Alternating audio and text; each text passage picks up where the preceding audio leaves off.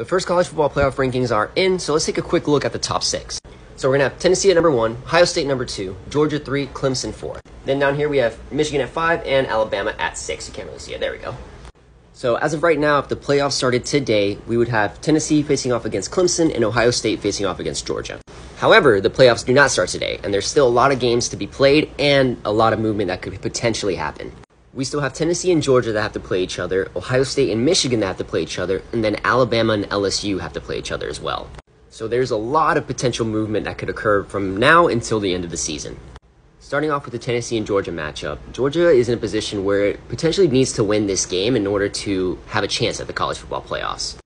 A one-loss Tennessee with a win over Alabama still could carry a lot of weight to get them into the Final Four, but a one-loss Georgia might not have that strength.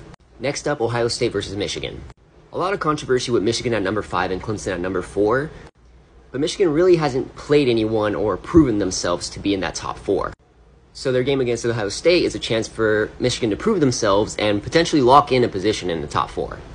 However, a loss against Ohio State could potentially null out Michigan for the rest of the season. Next up, number 6 Alabama versus number 10 LSU. A win for Alabama against LSU would be huge, mainly because it provides Alabama the opportunity to get back into the top 4, potentially if Georgia loses, Ohio State loses, or even Michigan or Tennessee loses. So Alabama isn't quite out of it yet. Now, looking at Clemson, out of the top 6, they are the team with potentially the easiest schedule moving forward.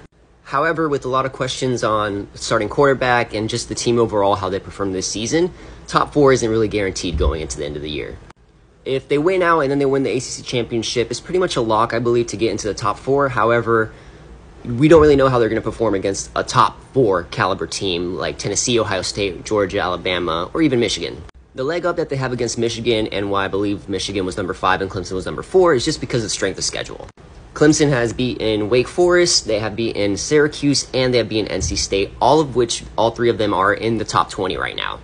So even though Clemson hasn't had the best season and there's still questions at starting quarterback, their strength of schedule is what's boosting them at number 4 over Michigan at number 5.